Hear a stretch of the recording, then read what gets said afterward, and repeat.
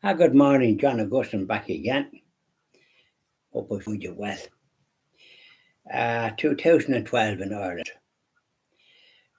On the 17th of October, Letterkenny Hospital. Now, Letterkenny is a fine big town. There's a few hotels in it, or stayed in it, and a busy town, and traffic jams at times in it. And there's a big hospital there, supplying because Letterkenny there's a lot of towns up around, up as far as Carrygart and the rest of it, the big county Donegal. But Letterkenny, the Department of Health, are they doing nothing for the people? They lost their gynecology department, and it was the only one in Donegal. So they have to put the Sligo. It take them hours to go from parts of Donegal to Sligo, and then that'll be overcrowded as well. It's very strange to know what motivates this Department of Health. They're spending billions on this children's hospital in the worst site in the country, in James Street in Dublin. And it'll cost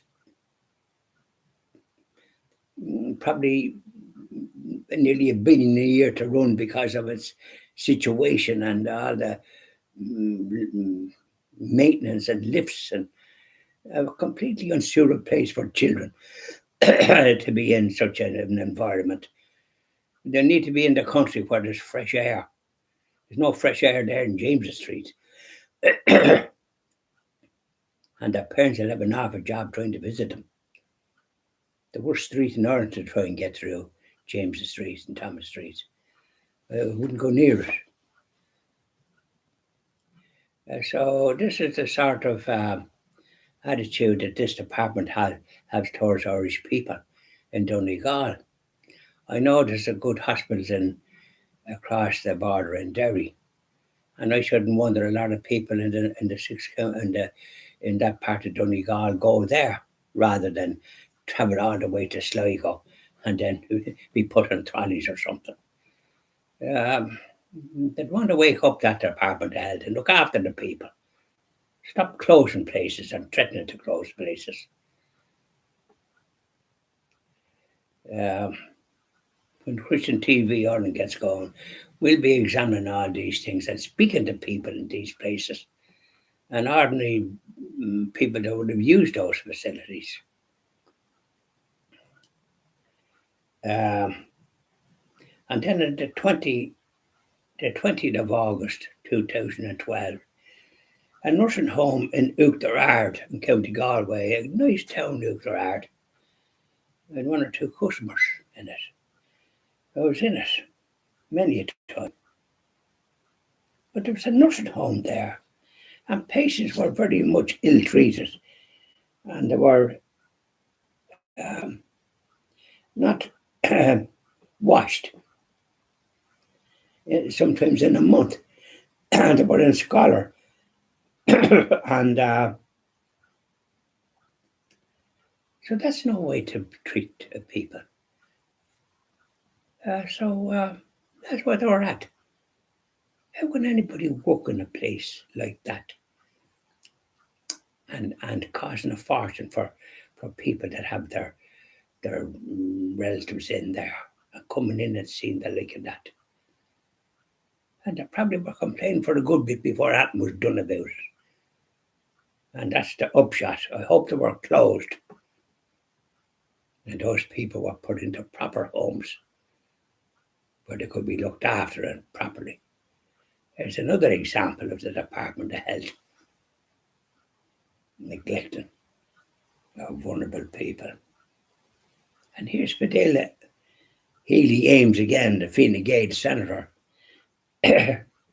She brought her husband on the state to Africa.